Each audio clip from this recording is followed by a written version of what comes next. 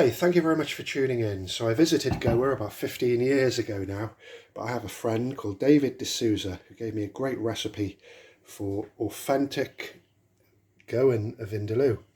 So Vindaloo means literally in Portuguese wine and garlic. So we've got the garlic here, about 15 cloves of garlic. We've got some ginger and garlic paste. I'd be just using ginger paste, but it came together. So plenty of garlic, a little bit of ginger. We've got the traditional coconut vinegar, very popular as a souring agent on the west coast of India. We're using pure butter ghee, one large onion, and if you see here, we've got some red chilies that I've deseeded. All you need to do is cut the top off and shake those seeds out. The spice mix is very simple. So we've got some cinnamon, green cardamon, turmeric, cumin seed, black mustard seed, coriander and salt to taste. So I'll put all the ingredients and their quantities in the description of the video. First of all, we need to soak those red chilies.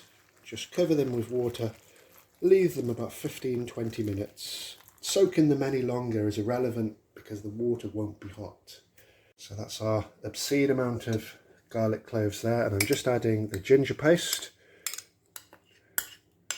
If you've got fresh ginger, feel free to use it. I'm just going to blend that up into a very smooth paste.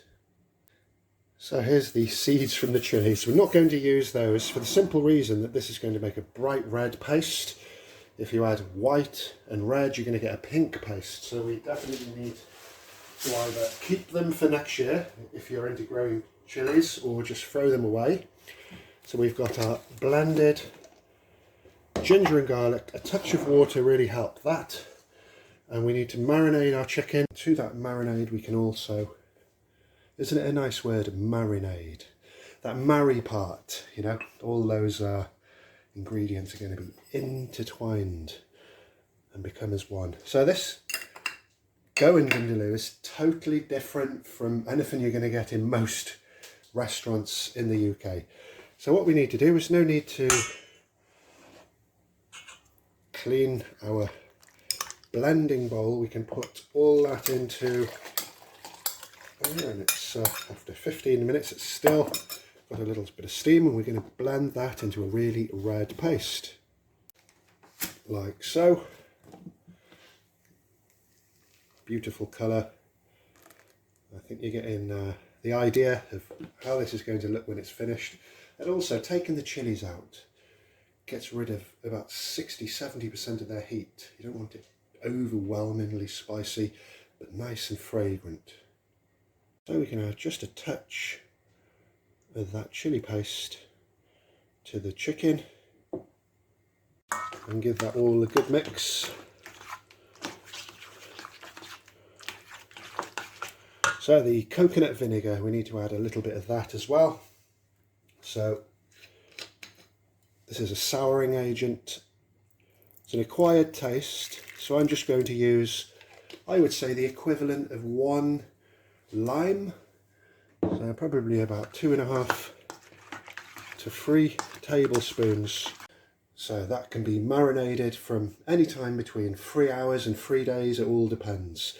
Personally, I'm going to put it in the fridge overnight with some cling film over it. Return tomorrow where we're going to roast these spices, grind them into a really nice fluffy masala powder that's going to really complement our marinated chicken. And of course we've got the onions and the ghee. So that's how simple it is. I can't wait to see the finished results and smell the aromatics as that cooks. So we'll add the cinnamon and the green cardamom first, let those heat up. Medium high flame. Next in with the cumin, the coriander and the mustard. It's good to keep them moving at this stage. Next we're just going to pop them into a container for grinding into a fine powder. Got some pretty funny shadowing going on at the moment with the sun. So there's our nice powder, smells good. Just want to heat the pan Add some ghee and let it melt. Next, let's just add that onion. That's our onion starting to brown. Next, add the marinated chicken.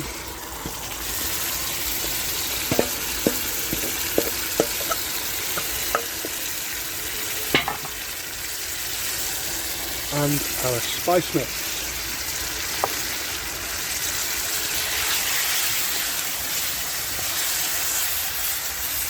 Touch of water.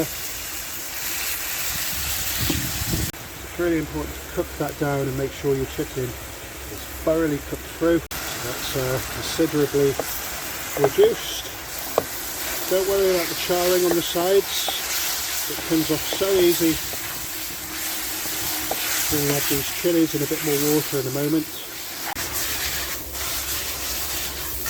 Everything's really reduced now. Next, let's add those blended chilies and give it its quintessential fiery red appearance. So this is just a couple of minutes after adding the chili. Although it might look ready with the oil splitting and it's looking pretty tasty, those chilies need to be cooked through. So I'm just going to add water just to prolong that and make sure everything's cooked properly. So there's another cup of water gone in there. We're going to cook that down for about another 5 to 7 minutes. So just turn the heat down to a minimum for the last couple of minutes.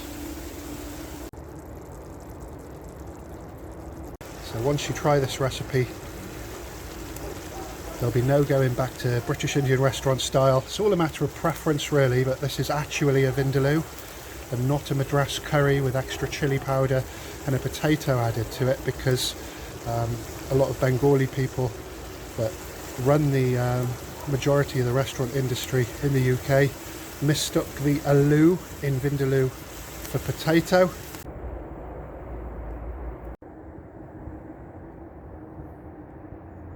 Thank you very much for watching. Hope you've enjoyed that video as much as I did cooking it. Feel free to like, share and subscribe.